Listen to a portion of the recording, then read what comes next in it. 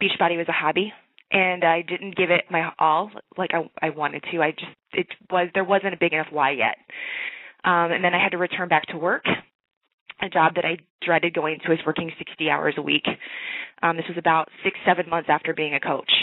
And you were describing my income. This reflects that transition. I went back to work and it was a real estate marketing job, and I never saw my baby. And I would sit outside of Meijer and watch other babies and their moms come out, Meijer, Walmart, what have you. And I would sit in my car and I'd cry because I really want to just get home to my baby. So I turned to my husband and I said, listen, this is my ticket back home to my baby. My dream is to be a stay-at-home mom. So this is where the change is going to happen. This is where I'm going to transition and I'm going to make Beachbody my career. This is going to be it. So from the point of, back to being a DJ, from being a DJ to now, it's been a total life personal growth mission. But the biggest change, the biggest growth happened that point in time when I went back to work and then decided to take this more serious. I knew I had a team to lead. I knew I had challenge groups to lead, and I knew I had to be a better person for them. And so that's when I dove deep into personal development, and I grew so much from that. And I was able to match my income at that job and leave within 4 months. I got really busy. It was very, very hard. So failing forward moments. I didn't go diamond right away. It took me 10 months because my why wasn't there yet. But as soon as I got that why, that vision, it was time. It was go time for sure. Yeah, so here's kind of what I just heard you say as well, and I think it bears repeating that, it was obviously this concept of the why, that deep sense of purpose that burns so deeply. And then the other part what you said was, you know what, it was hard.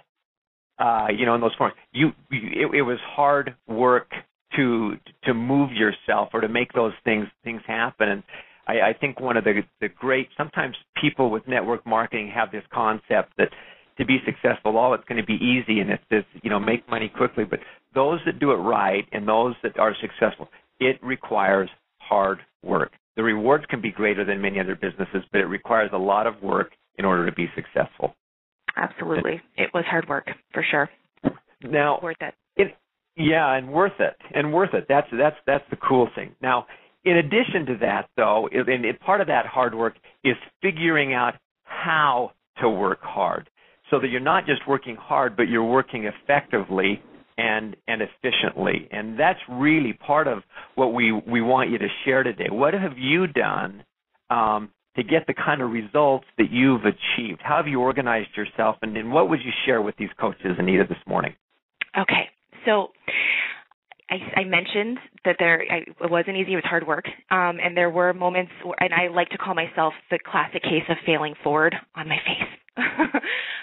So last year I had a personal goal to become an elite coach. That was something that was so important to me. And I worked hard for it, like I said. And if you look at my stats or whatever, you won't see elite coach because I didn't hit it. I had all the elite points to do that, but I was not a 5-star diamond. And I looked at my business and I said, why? I've got so many amazing coaches on my team, so many wonderful leaders. Why? Why am I not producing more leaders? Why am I not helping people get there? What's going on?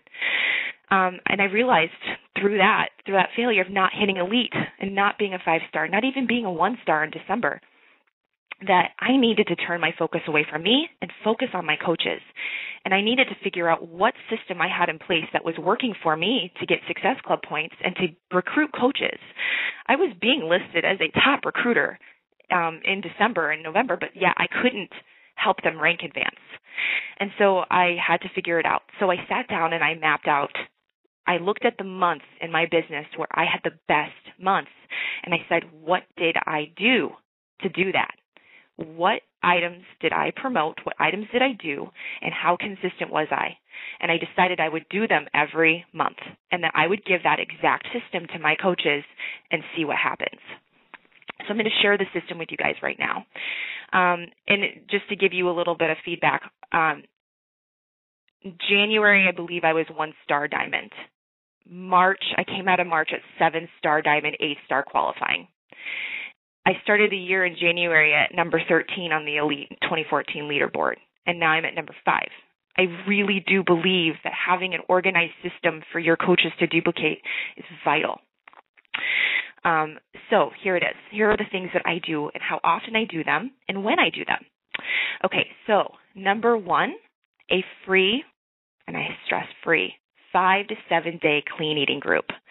So this group is where I share clean eating tips and a meal plan from the Beachbody Club. I host this group at the top of every month, so at the beginning.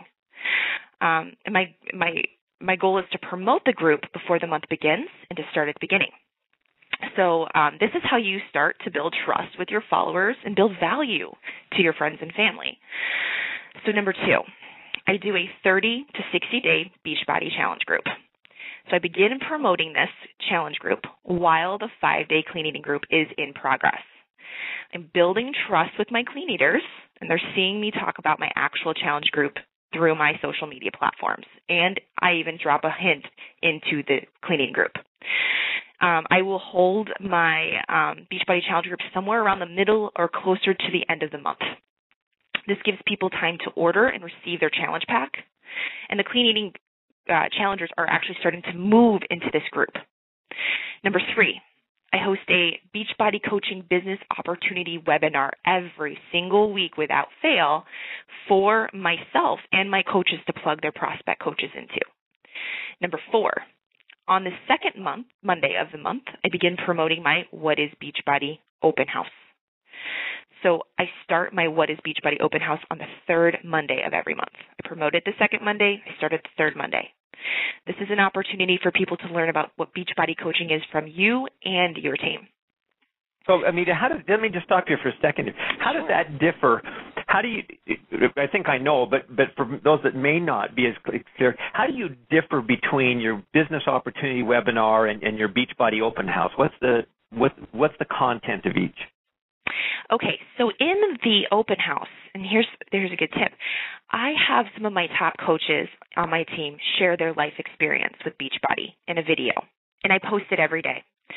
But the most important thing that I do in these open houses is I bring people into my team page, and I show them our culture. I show them what the Beachbody culture is. I show them what our team culture is. I show them where the growth opportunities are, because you don't always get that from a webinar. But you get that from the posts that are coming from the coaches asking questions, the aha moments, the celebrations of rank advancements. We even do little mini challenges in the group to show the Beachbody culture. So you're not only getting a dose of our team culture, but you're getting the Beachbody culture. And I feel like that is super crucial when you are getting somebody to want to do this. And who do you invite into that? Is that generated from your business opportunity webinar, or is that kind of an open invitation? And you let them participate in this open house for how long? I open it up to the public through my social media platforms. So my my Facebook business page, my regular page, and I open it up to my clean eating challenge groups and my challengers. So sometimes people can't get on a webinar. They have kids, they're busy with their jobs, but they can get into a group and kind of check in every day for a few minutes. And I host it for anywhere between 5 to 7 days, depending on how many people are involved. So, and I get them involved with questions and like I said, in those mini challenges as well. So at the end of that 7 days, what happens? I invite them once again to an opportunity webinar, and then I ask them, what did you take away from this group? What did you like? What did you hate? What did you change? What would you change? Or, and then I'd say, hey, now's the time. Here's what, here are some of our challenge pack promotions going on, and here are here is how you can sign up as a coach. Get with the person that invited you to the group, and we'll get you started on your journey as a Beachbody coach. Or you can remove yourself from the group. Yeah. No, but I think a very key point on these is that everything that you're doing, and as a coach, everything you're doing should lead to a decision point where at some point you need to expect or create the expectation, there's going to be a decision to say, what did you learn? I think that's great. What did you learn? What did you like? And do you want to be part of this? Is this of interest of you enough to do this or do that? And I think that's oftentimes where coaches sometimes get a little bit more shy is in asking that decision. Has that been a problem for you at all, or do you feel like that open house has created the type of environment where, hey, no, it's very natural to ask those kind of questions at the end? It's so natural because especially with the clean eating challenge, the 5-day clean eating, when you give somebody so much value and you're helping somebody and you're giving them information and an experience, shame on you for not asking. You need to ask because you earned the right to ask. You put it all out there. You gave them something. Yeah, and I think that is a nugget right there. If you're providing value for them, number one, they're going to realize that you are providing value. That really the way you're doing this is a real thing. And the question, the decision point comes as a very natural consequence of everything that you've been providing. And you're doing them a disservice by not asking. So I think that's so great. Okay, now I kind of stopped you at point number 4 through your Beachbody open house. I know there's more. We're almost done. Okay.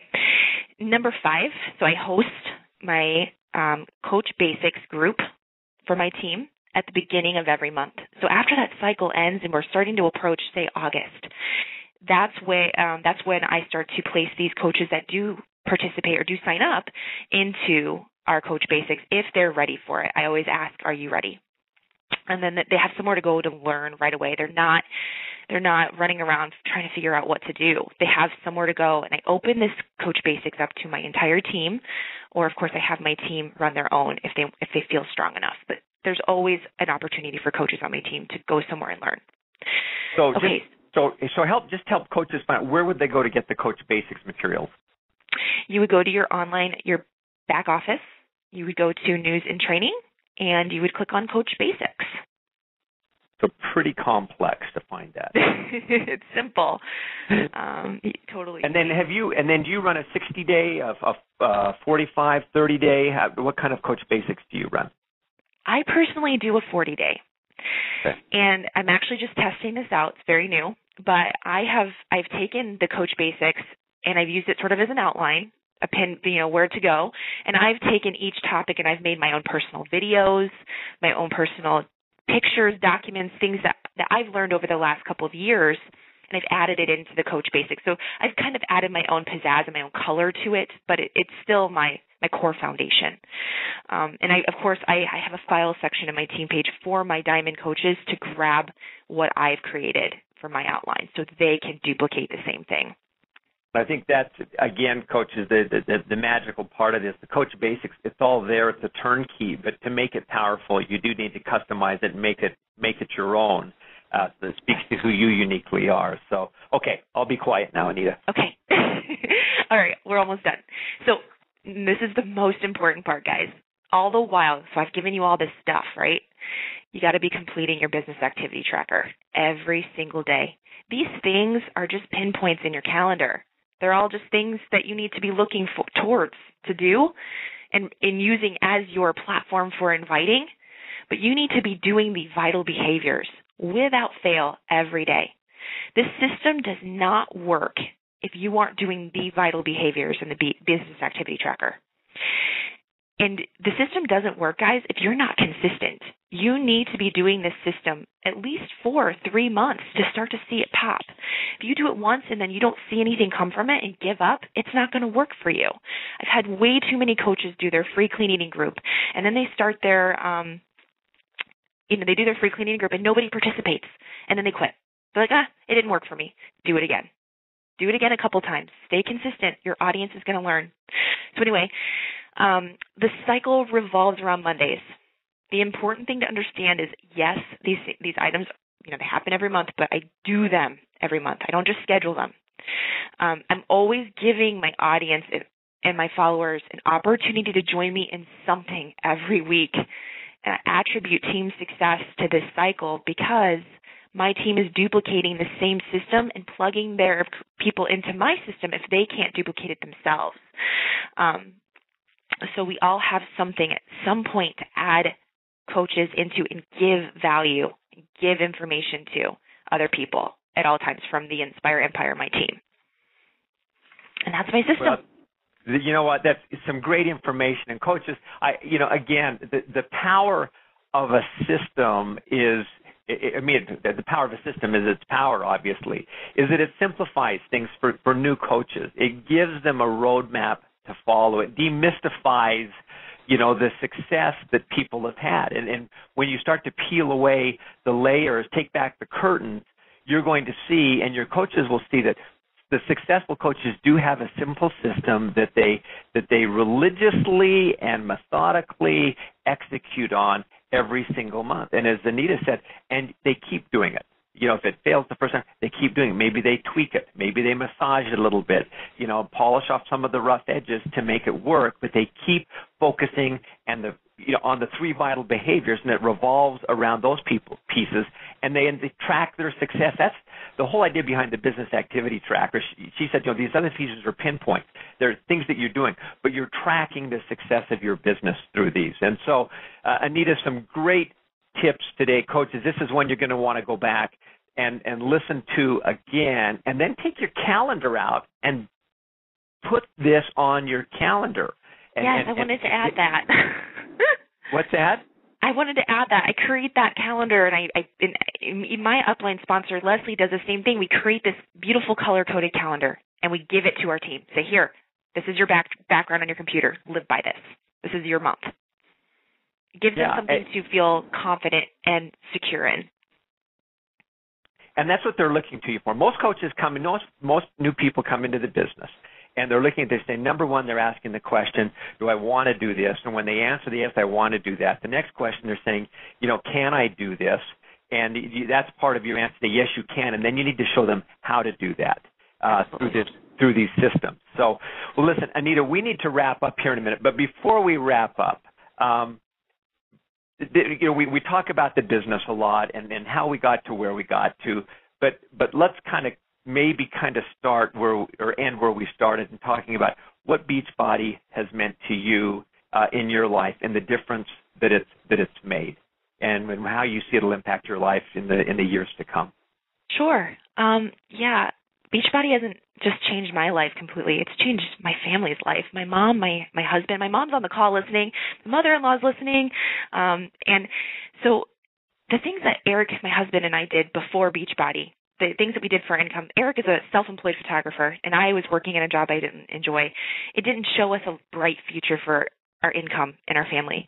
Also, I had issues with my self-esteem. I had issues with myself, as just in general as a leader, or I've grown so much. I've become more positive. I've become more outgoing. I've become more disciplined. I'm 60 pounds down or 70 pounds down, and I'm getting ready to compete in a bikini contest next week. That's so crazy, left field. But I'm healthier. I'm happier and stronger. And my husband and I are paying down debt. We're saving for a future for our family. My husband's actually out right now looking for a new car for us. We're able to travel. We just booked a trip to go to Puerto Rico. These things were not in our cards, not at all. We did not have this kind of future ahead of us, and now we do. I was able to leave my job, and I was able to bring my husband home and work with me. He wasn't always the biggest believer in what I was doing. He was a little skeptical at first, but over time, he saw what it was doing for me personally, and he was so inspired by that. He said, keep going, babe, and I'm here to help you. He saw my little paychecks come in, and he started to help me around the house and help with the baby more, and eventually he started working the business with me. And now this is what we do. We are, part-time business owners making a full-time income, and we're full-time parents. And this is a life we've never dreamed of. We have freedom financially, and we have freedom in our schedule, and it's just been a dream come true. And we're forever grateful to Beachbody, and we thank God every day, all the glory to God for what our life looks like right now.